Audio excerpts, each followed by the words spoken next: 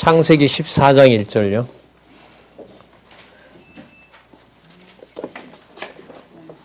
당시에 시날왕 아므라벨과 엘라살왕 아리옥과 엘람왕 그돌라오멜과 고임왕 디다리, 소돔왕 베라와 고모라왕 비르사와 아드마왕 시납과 스보임왕 세메벨과 벨라 곧 소알왕과 싸우니라. 이들이 다 시딤 골짜기 곧 지금 염해에 모였더라. 모세 기록할 당시에 있었던 염해가 과거에는 시딤 골짜기였습니다. 거기가 여러분 싸움터였고요. 여기 보시는 것처럼 10개 나라가 8개 나라죠. 다 합하면 앞에 4왕, 그 다음에 뒤에는 5왕이죠. 그러니까 세계대전이 일어난 겁니다. 당시에 근동에 가장 발달된 문명을 가지고, 문명이 여기서 출발했거든요. 그걸 우리 학교에서 메소포타미아 문명이라 배웠죠. 그 문명의 발상지에서 대제국들의 싸움이 지금 염해에서 일어난 겁니다. 그 전쟁을 한가운데 두고 하나님께서는 아브라함에게요 가나안 땅 언약을 확증해 주는 일을 섭리하신 겁니다. 그러니까 이게 아까도 좀 얘기 드렸지만은 세계 1, 2차 세계 대전이 기독교 역사관에서 보면 하나님께서 정해 놓으신 일이고요. 그 일을 통해서 하나님의 교회를 세우시고 또 승리하게 하시는 놀라운 일이 벌어지고 있는 것으로 생각을 해볼 수가 있습니다. 이 고대 역사에 보면요, 이 전쟁이 굉장히 크게 기록되고 중요한 기록으로 많은 자료들을 가지고 있는 거기도 합니다. 그러니까 여러분, 이 전쟁이 끝나면서 판도는 어디로 넘어가냐면요, 애굽으로 넘어가요. 그게 애굽의 여러분 애굽의 나일 문명입니다. 그러니까 큰 4대 문명이라는 걸 하나님이 지배해 가신다는 문화사의 어떤 놀라운 통찰을 할 수가 있는 부분이죠. 자, 그런 어떤 배경을 가지고요, 지금부터 보도록 하겠습니다. 어쨌든 14장의 제목은 이 세계 대전 속에서, 당시에 근동 대전 속에서 하나님께서 아브라함이 승리하도록 하심으로 가나안 땅을 차지하도록 하신다는 겁니다. 예, 자, 어디를 보시냐 하면 4절에 보시면요, 읽으면서 간단하게 설명을 드리도록 할게요. 이들이라는 말은요, 소돔과 고모라에 있는 세력들이에요. 거기에 지금 누가 살고 있죠? 롯이 살고 있죠. 예, 롯이 살고 있습니다. 롯이 살고 있는 거기에 이 사람들이 그 아까 말했던 아리옥이라든지 그돌라오멜, 여기에 그돌라오멜이 엘람 왕은 여러분들 어느 지역이냐면 지금으로 말하면 그 에스더의 배경이 되는 땅입니다. 이라크 땅이고요. 그 티그리스 강, 유브라데스 강이 합쳐지는 아주 좋은 수상궁이 있는 에스더 시대의 제국의 수도였던. 근데 이 사람들은 여러분 재밌는 게요, 이 아므라벨, 그 다음에 아리옥, 그돌라오멜, 그 다음에 디달, 이런 사람들은요, 종족이 셈족입니다. 그러니까 이 사람들이 살던 데서 누가 먼저 나왔냐면요, 아브라함이 나온 거예요. 아브라함이 나와서 가나안에 정착을 한 거죠. 근데 가나안은 누가 지배하고 있었다 그랬죠? 함족이 지배하고 있었죠. 그러니까 하나님이 지금 이 지도를 흔드는 거예요. 그러니까 가나안은 도저히 정착할 수 없는 10지파가 자리를 잡고 있고요. 우리 지난번에 확인했죠. 함의 후예들.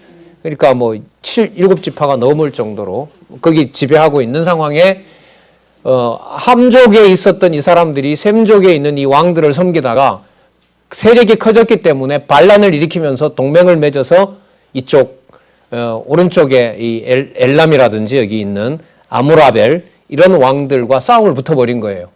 조금 못 내겠다. 그러니까 화가 나니까 쳐들어왔죠.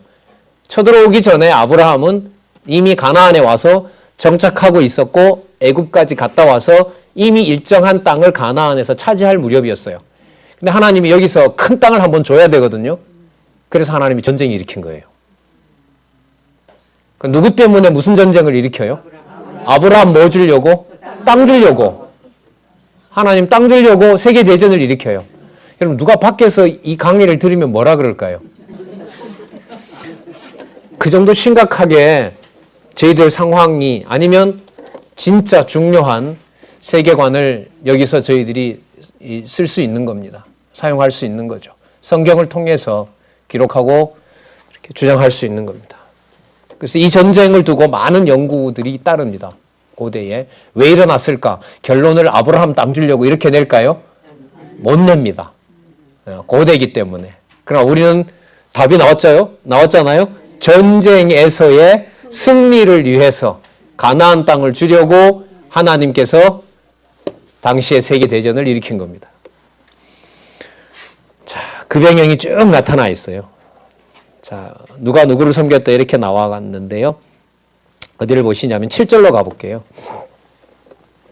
그들이 돌이켜 엠미스바 곧 가데스에 이르러 아말렉 족속의 온 땅과 하사손 다말에 사는 아모리 족속을 친지라. 그들은 누구냐면 오른쪽에서 왔던 그돌라오멜, 먼저 나왔던 네 제국 있죠. 그들이 와서 이제 소돔과 고모라를 치는 거예요. 그래서 롯이 붙잡혀 가잖아요. 예, 그렇게 이해하시면 돼요. 자, 8절에 보면 소돔 왕과 고모라 왕과 아드마 왕과 스보임 왕과 벨라 곧 소알 왕이 나와서, 이 소알은 뭐냐면요, 나중에 소돔과 고모라 망하죠. 그죠? 그때 산으로 도망가라 그러니까 롯이 뭐라고 그러냐면 무서워서 못 갑니다. 발이 떨어지지 않습니다. 너무 무섭습니다. 저기 보이는 저 성으로 가면 안 됩니까? 물어요. 거기가 소알이에요. 말은 작은 땅이다, 이런 작은 성이라는 뜻이에요. 그러니까 이 소알이 소돔과 고모라는 망하고 롯이 도망가서 살다가 거기에서 이제 소돔과 고모라 망하는 걸 보고 소알에 피하였다가 나중에 산으로 올라가요. 산에 가서 동굴에 가서 이제 딸들을 통해서 자녀 아모리와 모압과 암몬을 낳는, 그렇게 연결이 되는 데입니다. 자, 어쨌든요, 9절에 보시면, 자, 곧 다섯 왕이 엘람 왕 그돌라오멜과 고임 왕 디달과 시날 왕 아므라벨과 엘라살 왕 아리옥 네 왕과 교전하였더라. 시딤 골짜기에는, 여러분 시딤 골짜기 염해 이렇게 생각하면 돼요. 사해. 자, 역청 구덩이가 많은 절, 그러니까 아스팔트가 질퍽질퍽 하는 거죠. 싸움이 되겠어요, 안 되겠어요? 거기로 몰아넣은 거죠. 싸움 칠 수밖에 없죠. 소돔 왕과 고모라 왕이 달아날 때에 군사가 거기 빠지고 그 나머지는 산으로 도망하며 네 왕이 소돔과 고모라 모든 재물과 양식을 빼앗아 갖고, 저기 나오죠. 소돔에 가는 아브라함의 조카 롯도 사로잡고 그 재물까지 빼앗아 갔더라. 예. 여러분, 14장 1절에 당시에 신왈 왕 누구라 그래요? 아므라벨 있죠. 이 신할 땅이 여러분들 아시는 대로 그 앞부분에 그 니므롯이 있었던 데예요. 이곳이. 그리고 바벨탑이 세워졌던 곳이고요. 유명한 데입니다. 역사적으로. 과거에 보면 나중에 그 이사야가 회복된다고 약속도 하기도 했고요. 다니엘서 1장 2절에 보면 하나님의 전 기구를 전부 다 갖다 놓은 데고 하고요.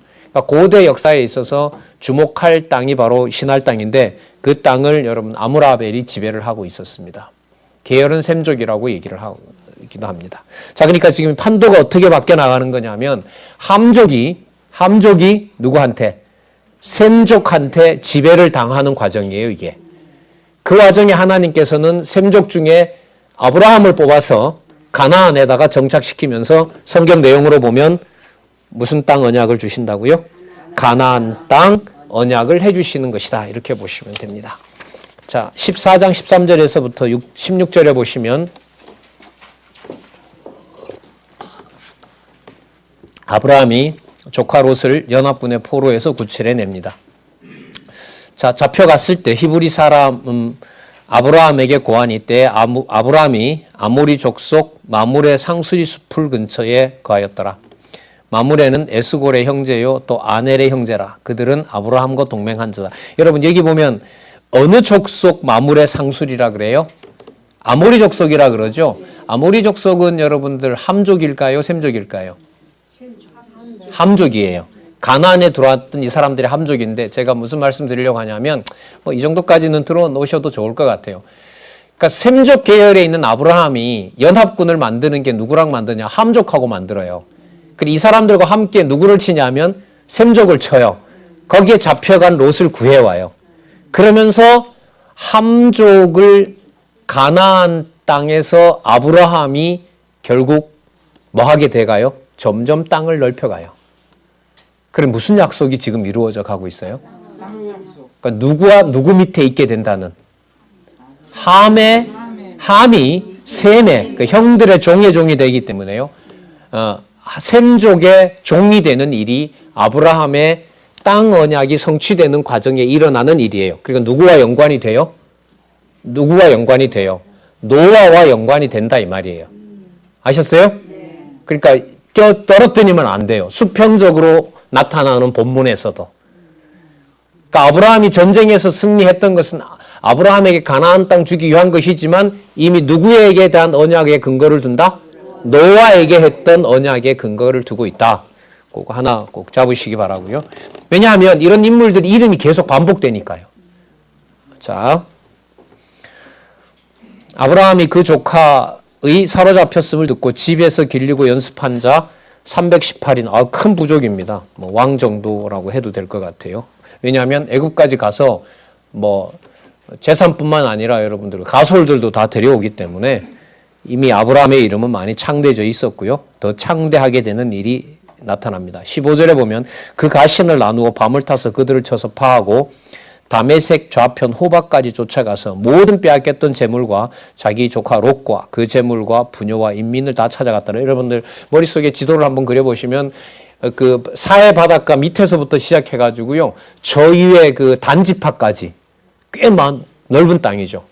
그러니까 거기에 본래 있었던 함족은 축소가 됐는데 그 땅을 헤집고 다니면서 정복전쟁을 하면서 승리한 그 연합군들을 승리한 사람이 누가 돼버리는 거예요?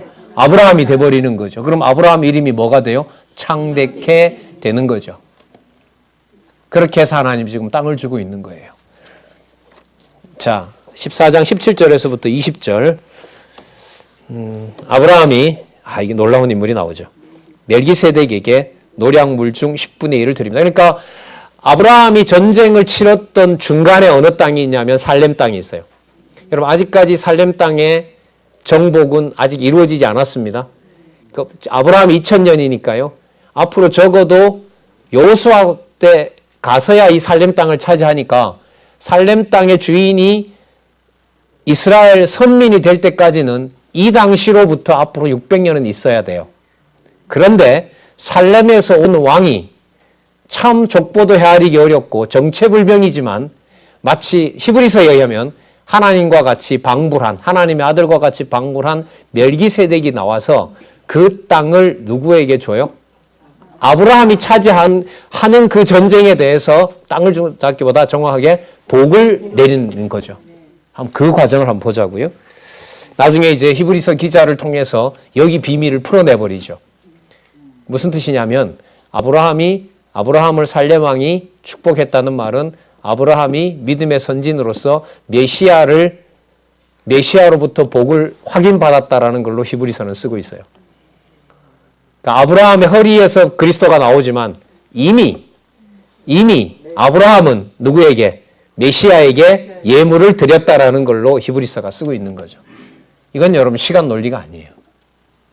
여기 등장해요. 아브라함에게 땅 언약을 성취해 주실 때요. 아브라함이 그돌라오멜과 그와 함께한 왕을 펴하고 돌아올 때에 소돔 왕이 사회골짜기 곧 왕국, 왕의 골짜기라는 뜻이죠. 그를 영접하였고 여기 보세요. 살렘 왕 누가? 멜기세덱이 떡과 포도주를 가지고 나왔으니 이는 잘 보세요. 아까 왕이라 그랬죠. 지극히 높으신 하나님의 뭐예요? 자, 제사직이죠. 19절. 그가 아브라함에게 축복하여 가로되 천지의 주제시요 지극히 높으신 하나님이요. 아브라함에게 뭘 주소서? 자, 하나님 말씀 선포하죠. 선지직입니다. 메시아 3직이 다 있어요, 여기에. 너희 대적을 내 손에 붙이신 지극히 높으신 하나님을 찬송할지로다 하매 아브라함이 그 얻은 것의 10분의 1을 멜기세덱에게 주었더라.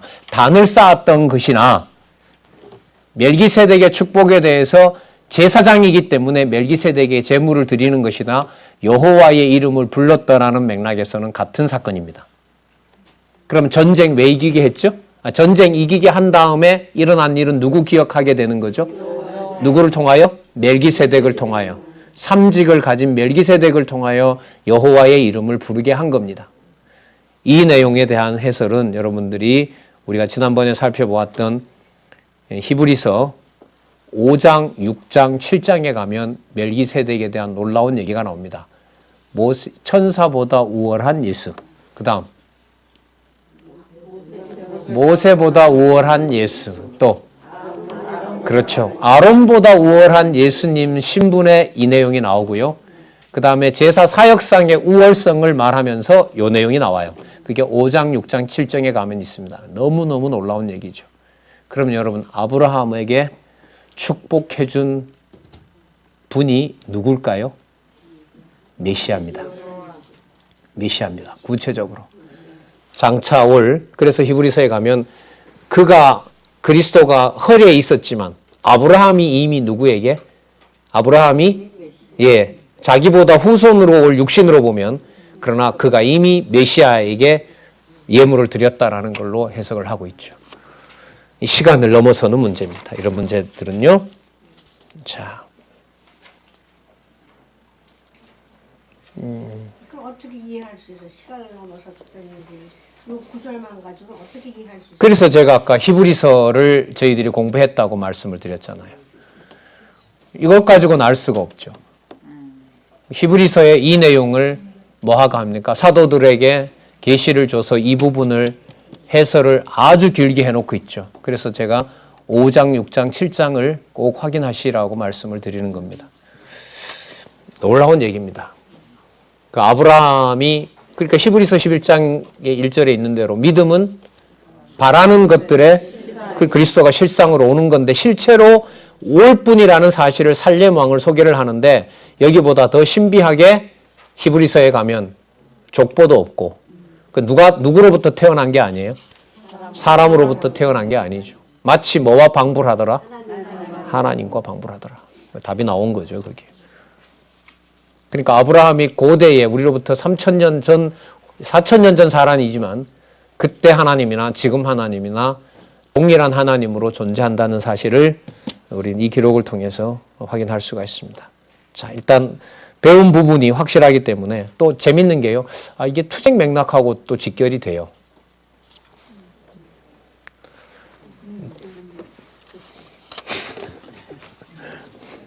유대주의와 투쟁. 맞죠? 유대주의가 뭐냐면 예수 그리스도를 믿음의 주로 완전하다고 보지 않는 거거든요. 그러니까 유대인들 중심으로 보면 예수를 메시아로 받아들일 수 있어요, 없어요? 없잖아요. 근데 그게 바로 유대주의예요. 예수 그리스도 외에 다른 플러스가 있으면 그걸 유대주의라 불러요. 내가 뭔가 더 첨가해야 되는 거. 그러니까 유대인들이 누구보다가도 이걸 용납하지 않잖아요. 그죠? 지금도. 아쉬운 존재고 그냥 십자가 처형을 당한 사람이지 그 사람이 누구다? 메시아다는 것은 용납할 수가 없는 겁니다. 좀 약간 오래 머물렀습니다. 자, 14장 21절에서부터 24절 아브라함이 소돔 왕과 노략물에 대한 처리를 끝을 내는데요. 반복합니다. 아브라함이 멜기세덱 살렘 왕한테 배웠거든요.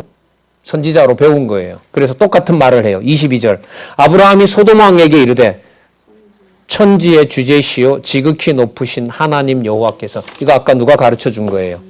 18절에 보시면 살렘 왕 멜기세덱이 떡과 포도주를 가지고 나왔으니 그는 지극히 높으신 하나님의 제사장이더라. 그가 아브라함에게 축복하여 가로되 천지의 주제시요 지극히 높으신 하나님이요. 자, 지금은 지극히 높으신 하나님 여호와께 내가 손을 들어 맹세하노니 깨닫게 된 거죠.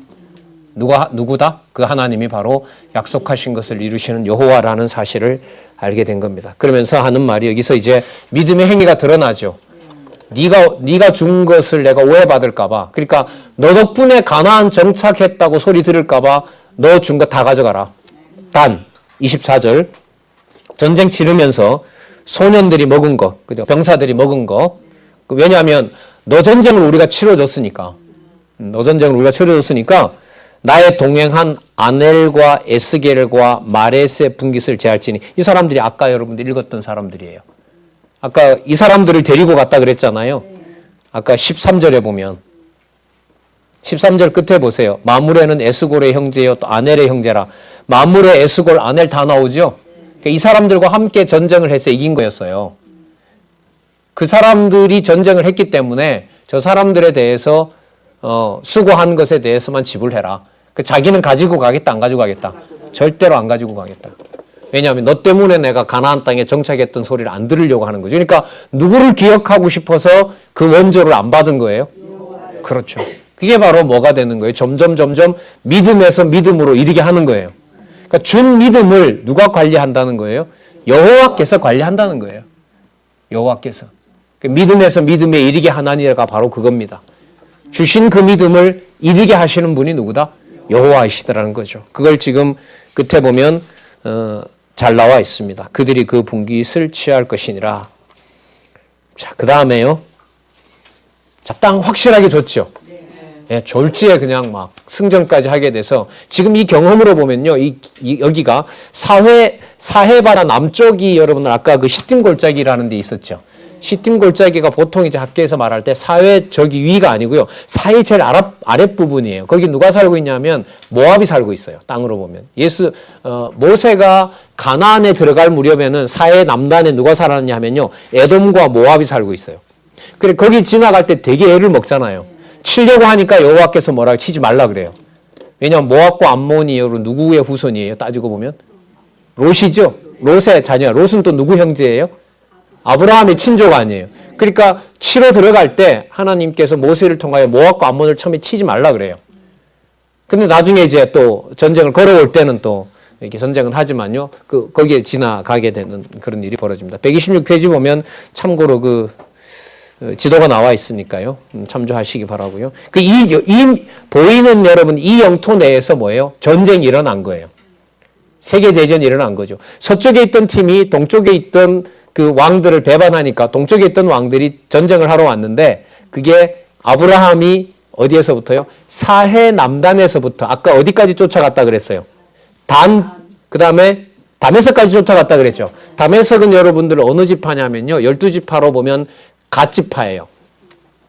아셀 지파예요. 아셀 지파가 두로와 시돈까지 올라가는 그 지역이에요. 그러니까 영토로 보면 어디서부터 어디까지냐면 남쪽에서부터 북쪽까지 나중에 이스라엘 왕국이 만들어지는 그 땅을 가나안에 와 있던 아브라함이 그냥 밟아버린 거예요. 무슨 언약과 연관된다고요? 무슨 언약과? 가나안 땅 언약과 연관이 돼요. 자, 그 다음 두 번째, 자손 번창 언약을 해주십니다. 이후에라는 말은 땅을 주신 후에 여호와의 말씀이 이상 중에 아브라함에 임하여 가라사대 아브라함아 두려워 말라 나는 너의 방패요 너의 지극히 큰 상급이니라. 아브라함이 가로되 주 여호와여. 아주 중요한 말이죠. 주라는 말은 진짜 여호와에게만, 왕이나 이런 데만 붙이는 용어입니다. 아도나이라 그러죠. 아도나이 여호와여 이렇게 되는. 무엇을 내게 주시려나이까? 나는 무자하오니 나의 상속자는 이 다메섹 엘리에셀리인이다. 이 종이거든요. 저놈한테 줘야 됩니다. 이거 아니에요. 볼멘 소리를 하는 거죠. 3절에 아브라함이 또 가로되 주께서 내게 씨를 아니 주셨으니. 말은 맞죠. 씨를 주고 안 주고를 누가 줘요? 예, 내 집에서 길리운 자가 나의 후사가 될 것이니다. 예, 하나님께서 나는 너 방패고 너 상급이다 이러니까 이제 아브라함이 분명히 자손 언약을 허락하셨는데 자손은커녕 나이는 들어가는데 75세에 나와서 어마어마한 땅도 차지했는데 뭐가 없어요? 자손이 없어요. 하나님 하신 일이죠. 자, 15장 4절에서부터 17절 여호와께서 아브라함 몸에서 날짜가 후사가 될 것이라고 언약하십니다. 여호와의 말씀이 임하여서 그 사람은 내 후사가 아니라 내 몸에서 날짜가 내 후사가 되리라 하시고 그를 이끌어 밖으로 나가 가라사대 하늘을 우러러 무뼈를 셀 수 있나 보라. 또 그에게 이르시되 내 자손이 이와 같으리라. 예, 그 다음 무수한 백성을 주시겠다고 약속을 한 거죠. 여러분 15장 6절 보세요. 아브라함이 여호와를 믿으니 여호와께서 이를 그의 의로 여기시고 그렇기 때문에 여호와를 믿어야 됩니다. 이렇게 말합니다. 일반적으로. 자, 보세요. 아브라함이 뭘 믿으니까? 여호와를 믿으니까 그것을 의로 여기셨던 것처럼 여러분들도 여호와를 믿어야 여호와께서 의를 주십니다. 맞습니까? 틀립니까? 왜 틀립니까? 성경대로 했는데. 문제는 어디에 있어요? 여호와를 믿으니. 누가요? 아브라함이? 아니죠. 여호와께서. 그러니까 여기서 믿으니 이 말은 뭐냐면요. 아브라함에게 복을 준 대로 지금 보면 땅 언약을 확증해 주셨죠. 그리고 아까 답이 뭐라고 나왔냐면 아브라함의 방패가 되신다고 했죠. 아브라함의 방패와 아브라함의 큰 상급이 누구에게 있다 그랬어요? 여호와에게 있다고 했죠. 그 여호와의 믿음대로 아브라함에게 성취가 된 거예요. 그죠? 성취됐다는 말은 아브라함에게 누구 이름이 받아들여진 거죠? 여호와의 이름이 받아들여진 거죠. 그 여호와의 이름을 드리게 된 그 아브라함의 의를 하나님께서는 자기 백성이라고 인쳐 주신 거예요. 그러니까 하나님이 주시고 하나님이 뭐라고 인쳐 주신 거죠. 그러면 여러분들 이게 아브라함이 뭔가를 했다면은요. 이 본문 내용에 20장까지 가는 내용 중에 아브라함이 뭔가 스스로 한 게 많이 나오면 우리가 오해할 수 있어요. 하지만 이걸 확인해 들어가야 돼요. 자, 지금부터 아브라함이 뭔가 노력을 해서 그럼 앞부분에 아브라함이 뭔가 하나님 보실 때 의를 행했기 때문에 의롭다라고 칭함받은 면이 있을까요? 없을까요? 없었죠. 그럼 이걸 그렇게 읽으면 안 되는 거죠. 그래서 여기서 말씀드릴 수 있는 여호와를 믿으니다라고 하는 설명은 여러분 로마서에 더 선명하게 나옵니다. 메모해 주셨다고 확인하셔도 돼요. 로마서 4장에 나옵니다. 로마서 4장에 보면 아무것도 하지 않는 자가 받을 복에 대하여 그게 바로 믿음입니다. 믿음의 주체가 내가 아닙니다. 믿음은 절대로 우리가 만들어낼 수 없다는 것이 로마서 4장입니다. 확인 필요한 장입니다. 자, 아브라함이 여호와를 믿으니 여호와께서 이를 그의 의로 여기셨더라. 여호와께서 언약하신 대로 아브라함에게 믿음이 점점 심겨져 가는 거, 그 믿음은 아브라함이 선물로 받은 거, 그 부분을 여호와께서는 어떻게 해요? 의롭다. 그래 의를 만들어 가시는 거죠. 의를 이루어 가시는 겁니다. 자, 17절입니다. 또 그에게 이르시되 나는 이 땅을 내게 주어 뭘 삼게 하려고. 그래서 여기 보세요. 업을 삼게 하려고. 누가 하신다는 거죠? 여호와께서. 너를 갈대아 우르에서 이끌어낸 누구라?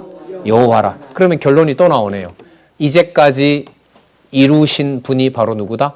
여호와라. 그러니까 그 여호와의 이름이 아브라함에게 아브라함 행동과 상관없이 계속 유지됐어요? 아니면 떠났어요? 유지됐죠. 그걸 하나님이 뭐 하다 그러는 거예요? 의롭다고 하는 거죠. 그러니까 그 의는 누가 준 거예요? 여호와께서 준 거죠. 그래서 믿음은 선물이라 이런 답을 내릴 수가 있는 겁니다. 자, 여호와께서 언약의 증거를 보이리 아브라함에게 명하십니다. 자, 증거를 아브라함에게 더 확실하게 해줘요. 진짜 믿음에서 믿음으로 이르게 하죠. 자, 8절 그가 가로되 주 여호와여 내가 이 땅으로 업을 삼은 줄을 어떻게 알 수 있습니까? 자, 믿음이 없는 거죠. 자, 여러분 아까 6절에 아브라함이 여호와를 믿으니라는 말이 아브라함이 했으면 8절 같은 구절이 나올까요? 안 나올까요? 이 나오면 안 되죠. 금방 말이 다르니까. 아까 분명히 여호와를 믿으니라고 했는데 8절에 보면 믿는 거예요? 못 믿는 거예요? 이 성경이 이렇게 재밌어요. 그렇다면 아까 그 구절의 의는 누가 만든 게 아니다. 아브라함이 만든 것이 아니다라는 거예요. 바로 나오잖아요. 믿음의 조상이 아니에요. 불신의 조상이 아브라함이. 여호와께서 여러 가지를 준비시킵니다. 3년 된 암소, 3년 된 암염소, 3년 된 수양, 산비둘기, 집비둘기 새끼를 취할지니라. 아브라함이 그 모든 것을 취하여 그 중간을 쪼개고 그 쪼갠 것을 마주 대하여 놓고 새는 쪼개지 아니하였고 솔개가 사치에 내릴 때에 아브라함이 쫓았더라. 자, 이런 조건입니다. 그 쪼개지 않았기 때문에 애굽에 간 거 아닙니다. 자, 여호와께서 임하십니다. 해질 때에 아브라함이 깊이 잠든 중에 캄캄함이 임함으로 심히 두려워하더니 얼마나 무섭겠어요. 여호와께서 아브라함에게 이르시되 너는 정령이 알라. 내 자손이 이방에서 계기되어 그들을 뭐하겠고 섬기겠고. 자, 이게 약속 들어갑니다. 그러니까 여러분 이게 구조가요 뭐하고 유사하냐면 하나님께서 아담에게 3대 언약 해주고요 먹는 날에는 죽으리라. 그런데 나중에 죽었어요? 유지됐어요? 그래서 언약 자손 보호로 가는 것하고 너무 유사해요.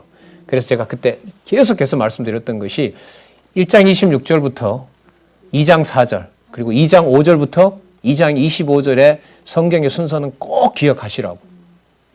그 그 패턴대로 자손 땅 통치 언약이 계속 움직여요. 그럼 당장 주일날 확인하셨던 게 다윗 왕가의 보호. 첫 번째 뭘 통하여?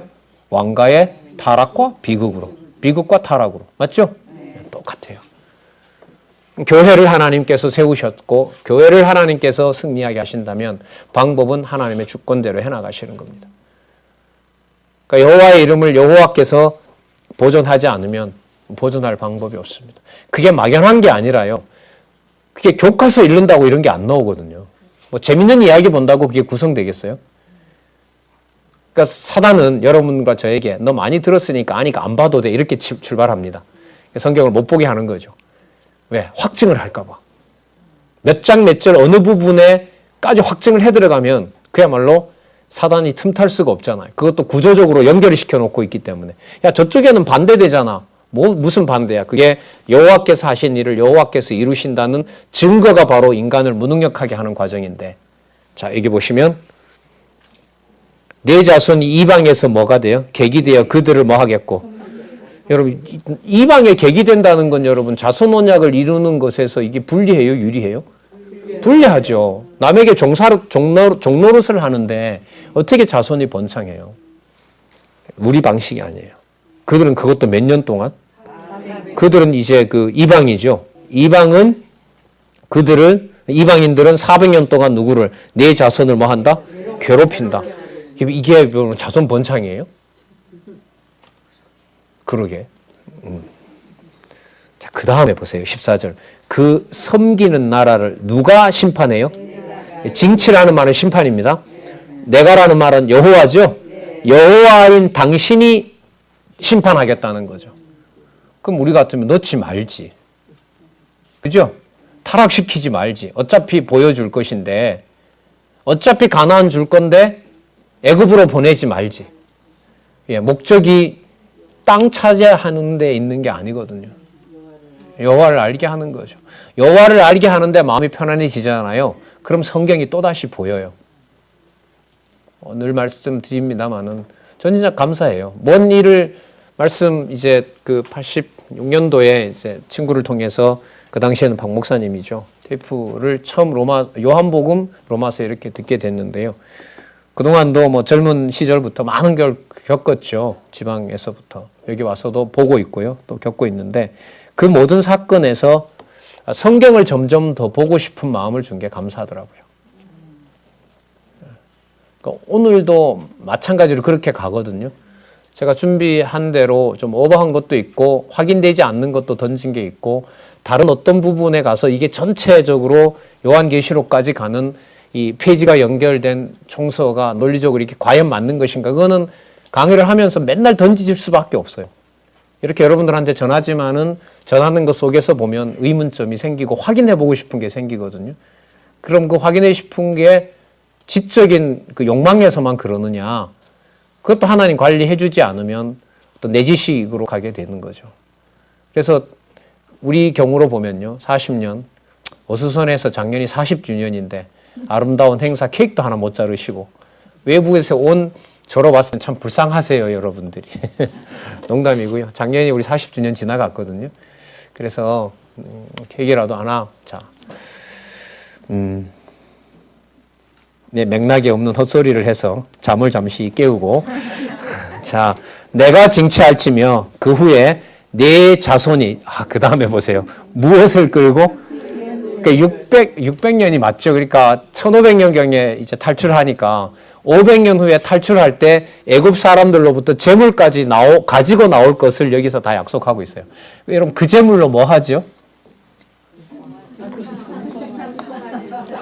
1차적으로 금송아지 만들고요. 나중에 가나안에 와서 뭐죠? 나중에 성전 지을 때 쓰고요. 그렇게 흘러가요. 우상의 도구로 쓰이기도 하고 어쨌든 하나님 우상 도구로 쓰일 때는 만들어 놓고 매맞기도 하고요. 또 좋게 쓰이게 하실 때는 또 성전 짓는 걸로 하고요. 그게 재물은 하나님이 보실 때 하나님 마음대로 쓰시는 거죠. 좋고 나쁘다라는 게 우리 기준은 아니죠. 이렇게 보면 자, 큰 재물을 끌고 나오리라. 성취가요. 메모해 놓으시고 확인해 보시기 바랍니다. 46장 창세기 46장 4절에 나옵니다. 자, 그 이후로도 계속 나오고요. 너는 장수하다가 평안히 조상에게로 돌아가 장사될 것이요 네 자손은 4대 만에 이 땅으로 돌아오리니 이는 아모리 족속의 죄악이 아직 간영치 아니함이다. 여러분 아모리 족속 나오죠. 여러분 아까는 아브라함을 도왔던 족속이지만 이 족속은 거기에서 번성하게 되고 죄악이 관영하게 되고 가나안 땅에서 멸망당해야 되는 족속으로 흘러가게 됩니다. 이로부터 500년 후에 아셨어요? 이로부터 500년 후에 가나안에 가서 애굽에 가서 번성하고 왔을 때 아모리 족속은 죄악이 관영하게 되고요. 여러분 아까 이게 4대만이라 그러죠. 이 4대만은 이 신학자들 의견이 분분한데요. 지금 여기에 보시면 그 131페이지에 보면요. 중간쯤인데 몇 번째 줄인지는 모르겠고요. 둘, 넷, 여섯, 여덟, 10번째 줄 되겠네요. 예, 10번째 줄에 보면 두 번째 단락에 그리고 아브라함은 장수하다가 평안히 조상에게로 돌아가 장사되고 그의 자손은 4대 만에 언약의 땅으로 돌아온다고 하신다. 아브라함이 죽는 것을 조상에게로 돌아간다고 한 것은 아담의 언약 자손의 계보를 잇는다는 뜻이다. 누구 이름 나와요? 그러니까요. 우리 이제까지 온 길이 맞죠. 그러니까 아브라함 사건의 결론을 정리를 할 때는 누구 이름이 안 나오면 안 돼요? 아담. 맞죠? 그리고 아까 말씀드렸죠. 아담 이후에 누구요? 노아. 그죠? 네, 노아에게 연결되는 걸 말씀을 드렸습니다. 자, 여기 보면 4대를 우리가 보통 말할 때 30년을 4대, 1대, 2대 이러는데요. 제가 학교 가서 이제 공부하는데 이게 의견들은 분분하지만 저는 그 여기에 호응을 해요. 이때 4대는 과거에 보면 이 사람들 오래 살았죠. 그죠? 200년, 300년 살았죠. 우리보다 한 배 이상을 살았던 거죠. 그래서 고대의 대는 100년을 말한다. 그게 개혁파 신학자들에게 지배적입니다. 예. 근데 그 이상을 더 이상 확증할 수는 없는데요. 이 맥락으로 보면 4대라는 것이 400년과 연관이 된다는 것을 말씀을 드립니다. 자, 해가 져서 어두울 때에 연기가 나는 풀무가 보이며 타는 횃불이 쪼갠 고기 사이로 지나더라. 18절입니다. 그날에 여호와께서 아브라함으로 더불어 언약을 세워 가라사대 내가 이 땅을 그다음 보세요. 애굽 땅에서부터 그 큰 강 유브라데까지 네 자손에게 주리니 여러분 그다음 19절서부터요. 20절은 그 당시에 이미 왕국을 만들고 있는 족속들입니다. 여기를 다 준다는 거죠. 겐 족속, 그니스 족속, 감몬 족속, 여러분 헷 족속, 우리아의 선조들. 이에 여러분 헷 족속. 그래서요. 헷 족속이 역사 공부를 좀 공부 시간에 들어보니까 이 헷 족속이 애굽과 비등비등한 세력을 가지고 있는데요. 이유가 없이 어느 날 갑자기 망해요. 헷 족속이. 근데 저는 이제 혼자 속으로 웃었죠. 망해야 다윗에게 오고 다윗에게 와야 부인 빼앗기고 부인 빼앗겨야 거기서 누가 나오고 솔로몬이 나오고 다윗 이후에 무슨 언약이 이루어져요? 무슨 언약이 계승이 돼요? 통치 언약이 계승될 거 아니에요. 그러니까 헷 족속이 어느 날 갑자기 망했다. 누구에 의해서? 하나님에 의해서. 누구에게 주려고? 다윗에게 주려고. 이런 걸 보고 성경신학적 해석이라고 역사관이라고 그러고요. 세상에서 볼 때는 아전인수라고 얘기를 합니다. 헷 족속이 많이 등장합니다. 헷 족속, 브리스 족속, 그 다음에 르바 족속. 르바가요, 이 사람들이 아낙 자손이에요. 그러니까 제가 여러분 이렇게 말씀드린 이유는 이 족속들이 아브라함이 정상적인 인간적인 규모로 보면 이 땅을 뭐 할 수가 없어요. 정복하기가 어려워요. 어려운 겁니다. 우리 이 사람들 왜 알아야 되겠어요? 그 다음 아모리 족속, 가나안 족속, 게르가스 족속, 여부스 족속은 여러분 유명한 예루살렘 지배하고 있는 자들요. 그래서 여기 보면 10족속이 쫙 나오는데 그게 뭐하고 대조가 되냐면 18절에는 여호와께서 아브라함과 더불어 언약을 세워 가로되 내가 이 땅을 애굽 땅에서 그 큰 강 유브라데까지 네 자손에게 준다 그랬는데 눈을 비비고 다시 현장을 보면 어느 곳 하나라도 차지할 수 없는 땅인 거예요. 그러면 이제부터 여호와께서 어떻게 해야 돼요? 이루어 주시면서 아브라함에게 여호와께서 언약하신 대로 이루신다는 걸 성취해 주셔야죠. 이제 보여주시는 거죠. 자, 여러분 아까 집에서 길렀던 종이나 잘 키워주세요. 엘리에셀 얘기했죠. 그랬더니 하나님 뭐라 그랬냐면 13절에 그는 아니다라고 얘기를 하죠. 15장 4절에 보면 그 사람은 너의 후사가 아니라 내 몸에서 날 자가 후사라 했잖아요. 그럼 아까 땅 언약을 해줬으면 그 다음에 이제 16장에 가서 그 자손 언약 이루어 주셔야 되잖아요. 땅은 이렇게 확실하게 이제 딱 확정해 줬어요.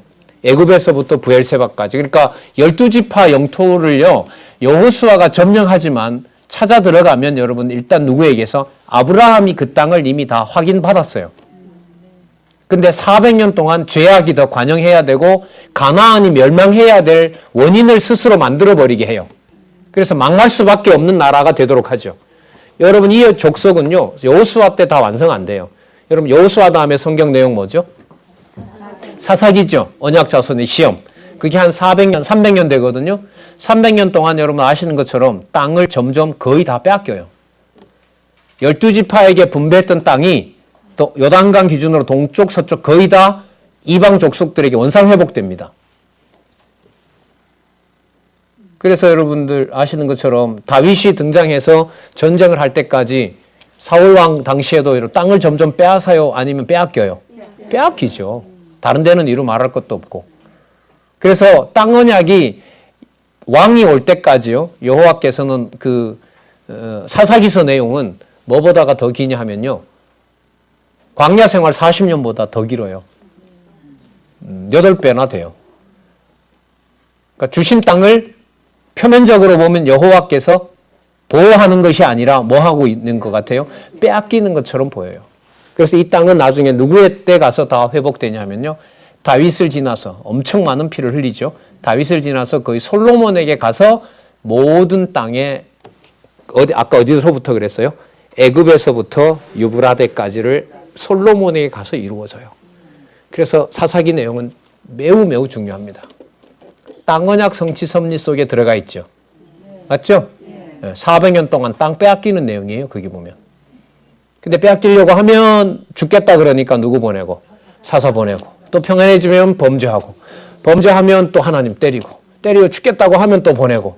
그게 12명이 곳곳에서 그 12번의 사사기의 시험은요. 지도를 펴놓고 보면 12곳이라는 거예요. 그러니까 전 이스라엘이 뭐 하고 있는 거죠? 범죄했다가 매맞고 있다가 그게 400년 동안 지속이 돼요. 그래서 진짜 누가 없으므로 진짜 왕이 안 오면 이제 진짜 전부 준 땅도 뭐 할 심판이에요? 그렇죠. 그때 여호와께서는 어느 한 곳에 사무엘을 준비하고 있고 사울도 엑스트라로 준비하고 있고 저기 유다지파 어디 들판에는 목동 다윗을 준비하고 있고 그렇게 하면서 또 한 곳에는 루키처럼 베들레헴 출신의 이런 사람들이 또 양식 구하러 가고 그걸 이제 하나님께서 섭리하시는 거죠. 자, 그래서 18절, 19절이 내용이 재밌어요. 이게. 땅을 주겠다고 했지만 규모를 보면 땅으로 들어갈 수가 있다, 없다? 없다. 그러면 자, 땅은 못 하더라도 누구는 빨리 줘야 돼요. 자손은 빨리 줘야죠. 그래서 16장의 제목이 이삭의 출생 이렇게 나옵니다.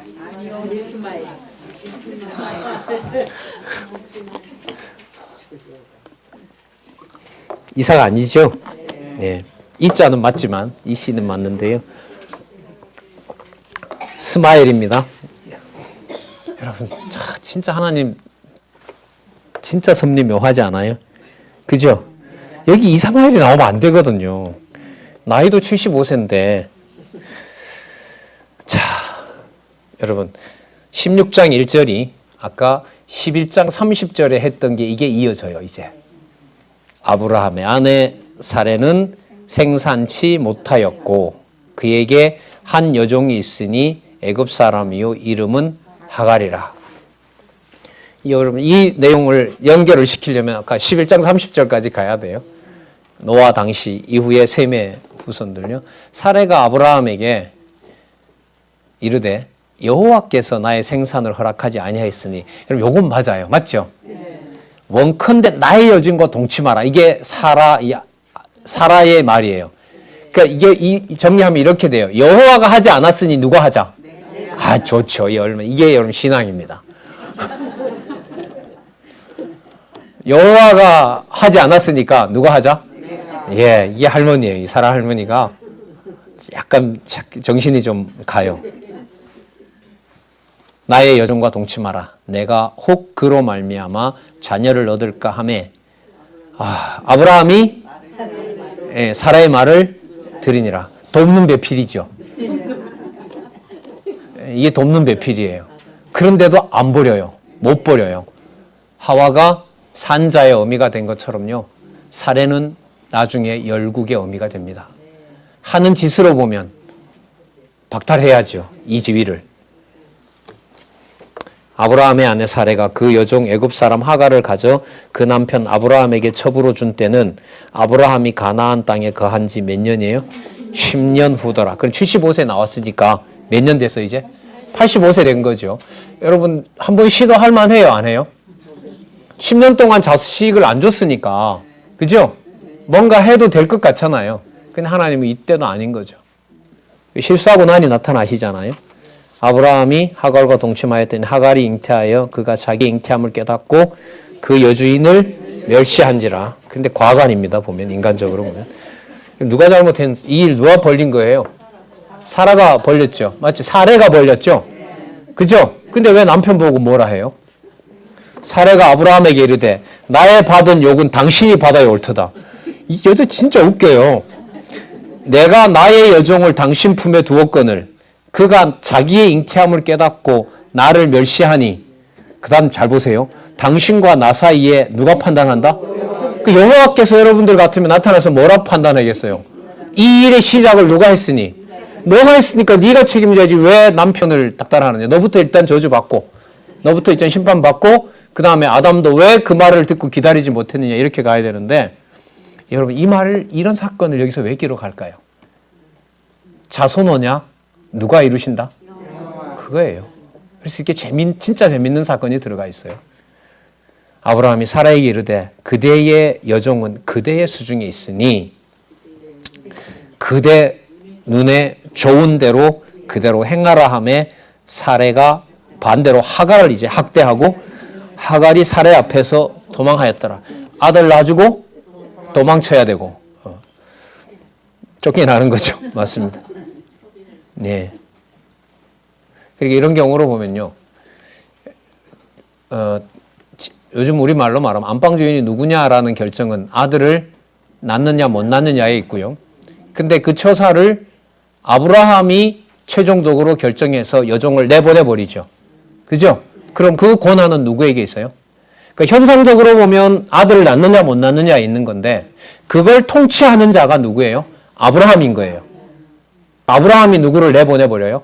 하갈을 내보내도록 하갈에게, 사라에게 권한을 주죠.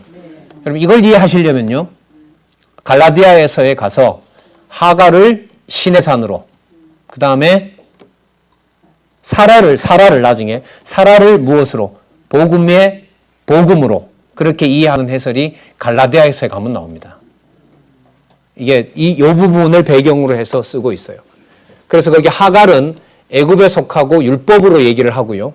그 다음에 사라는 믿음으로 난 이삭을 낳게 되고 아버지의 하나님의 약속대로 이루었기 때문에 뭐로 설명을 하느냐? 복음으로 올 믿음의 씨를 낳게 될 그리스도의 그 백성들을 낳는 경우로 사라를 소개합니다. 이게 몇 장인지는 모르겠는데요. 갈라디아에서에 나옵니다. 자, 그러니까 여러분 이 사건 갈라디아서 아까 히브리서 내용들 복음 아까 권사님 그걸 어떻게 설명할 수 있냐? 신약에 나온 대로 복음을 따라서 설명할 수가 있는 거죠. 그러니까 막연하게 이게 메시아 언약이다가 아니라 메시아 언약으로 성취된 사실을 나중에 신약에 가서 뭐 한 거예요? 설명을 해주고 있는 거죠. 우리 그렇게 설명 안 하면 몰라요. 어떻게 알 수 있겠습니까? 자, 하갈이 광야로 도망가다가 하나님께 약속을 받습니다. 여호와의 사자가 광야의 샘곁 곧 술길 샘물 곁에서 그를 만나 가로되 사라의 여종 하갈아 네가 어디서 왔으며 어디로 가느냐? 그가 가로되 나는 나의 여주인 사레를 피하여 도망하나이다. 여호와의 사자가 그에게 이르되 네 여주인에게로 돌아가서 그 수하에 복종해라. 또 얘기를 하기를 10절 보세요. 내가 내 자손으로 크게 번성하여 그 수가 많아 셀 수 없게 하라. 이건 또 누구에게 했던 약속하고 똑같아요? 맞죠? 아브라함에게 했던 약속인 거예요. 그와 똑같은 약속을 지금 쫓겨난 하갈에게 지금 하고 있습니다. 좀 혼돈스럽죠? 뭐가 어떻게 흘러가고 있는지. 자, 보겠습니다. 그것도 여호와의 사자가 나타나서요. 여호와의 사자가 또 그에게 이르되 내가 잉태한즉 아들을 낳으리니 이름까지 지어줍니다. 그 이름을 이스마엘이라 하라. 이는 여호와께서 내 고통을 들으셨습니다. 여러분, 택한 백성 아닌 자의 고통도 여호와가 들으세요. 결론은 어떻게 될지 그것은 우리는 몰라요. 여호와께서 쓰시는 겁니다.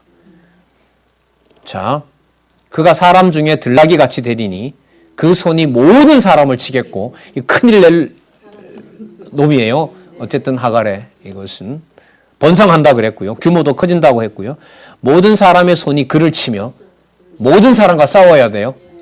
그래서 지금도 싸우고 있어요. 네, 세계의 화약고야라고 하잖아요. 자, 그가 모든 형제의 어디에서?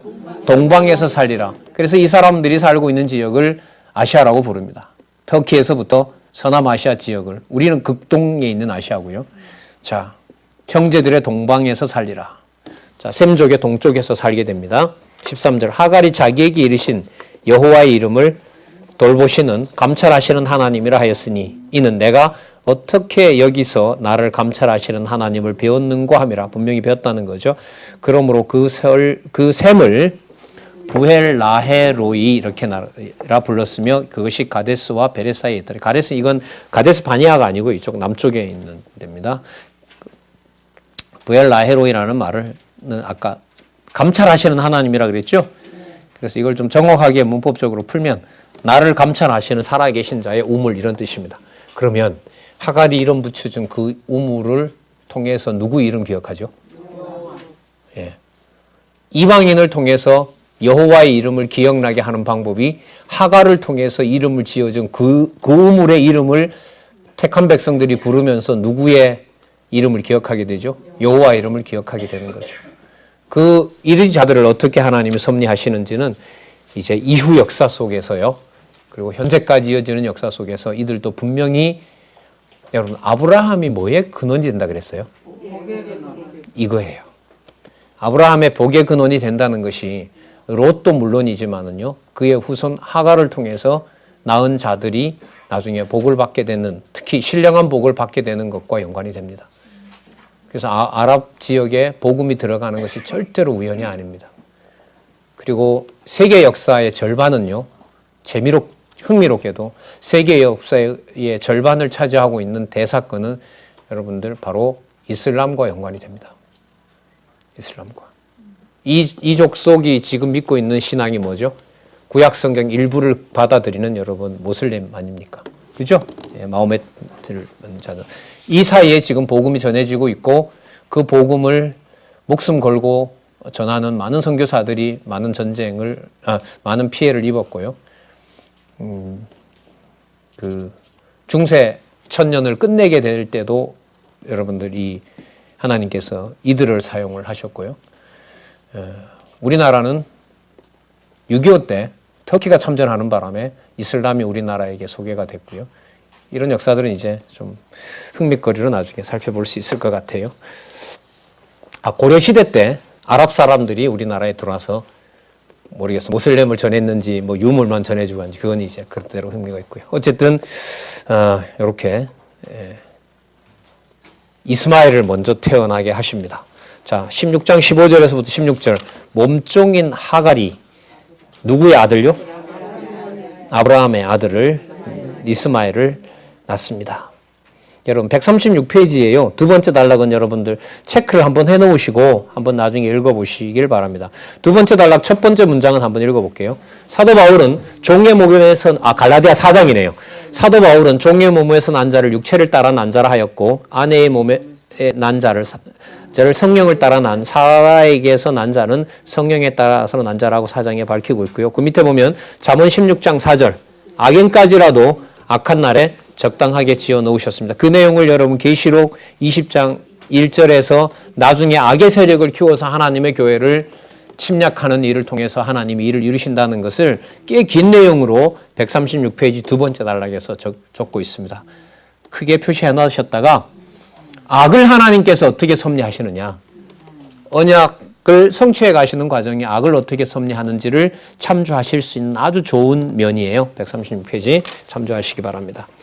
자, 16절 하갈이 아브라함에게 이스마엘을 낳을 때에 아브라함이 몇 세였더라?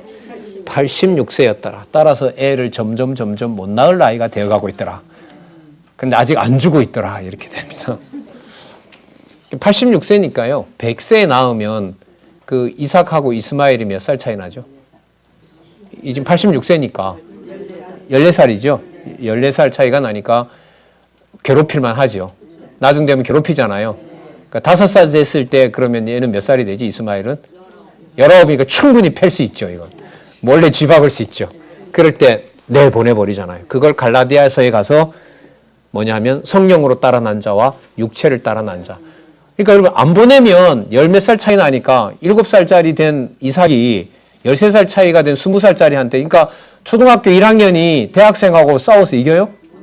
100전 100패잖아요. 방법은 하나밖에 없어요. 누가 내보내야 돼요? 예, 아버진 아브라함이 내보내야 돼요. 무슨 뜻이죠?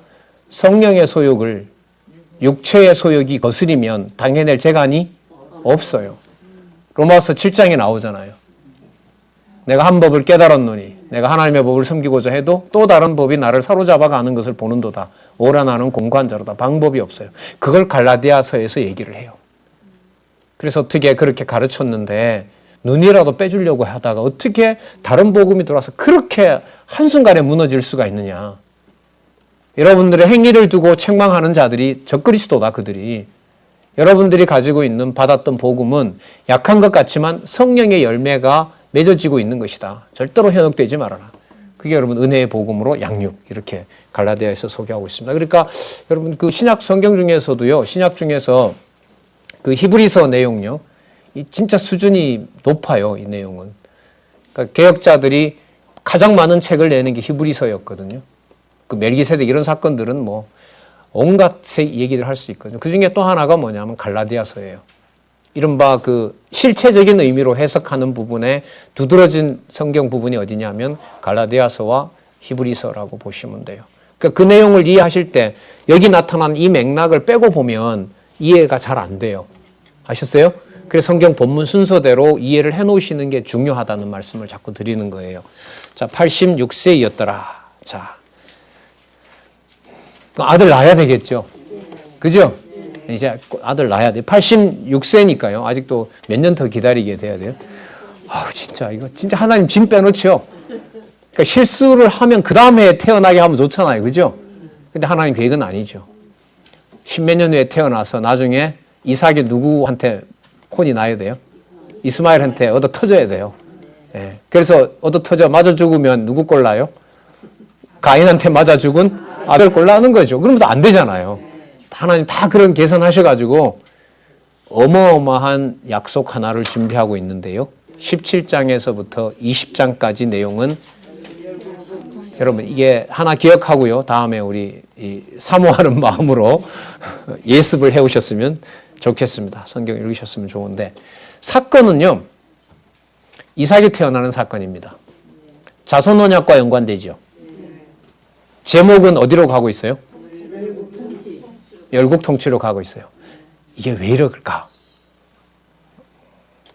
자, 다음 시간에 자, 열국 통치 언약으로. 그러니까 사건의 내용은 이삭이 태어나는 내용인데 하나님께서는 이삭 사건에서 무엇을 얘기를 하고 계신다? 나라. 그러면 앞부분에 딱 나왔죠. 또 자손 언약 했죠. 자손 언약은 아직 이루어지진 않고 하갈을 통해서 실수만 하게 했죠. 근데 그 실수하는 과정이 무엇을 이루어가는 과정이에요? 자손 언약을 이루어가는 거죠. 오늘 거기까지 살펴본 겁니다. 자, 다음에 17장부터 살펴보도록 하겠습니다. 기도하겠습니다. 하나님 아버지 감사합니다. 말씀을 서로 확인하고 또 성경을 하나님 말씀으로 어느 한 부분도 여호와 살아계신 증거가 아닌 것이 없는 진짜 절대 진리임을 저희들 다시 한번 확인했습니다. 하나님 꿀 송기처럼 달게 하나님 말씀 항상 갈급해하며 또한 볼 수 있고 확인하면서 하나님 살아계신 현장 속에서 아름다운 교회 세워주신 교회 하나님 보호해 주시고 또한 양육시켜 주시기를 간절히 소원합니다. 어느 곳에서 어떤 상황에 처하든 하나님의 자녀로서 하나님의 살아계신 것을 항상 배우는 지혜로운 자녀들 될 수 있도록 인도해 주시옵소서. 예수님의 이름으로 기도드렸습니다. 아멘. 네, 감사합니다.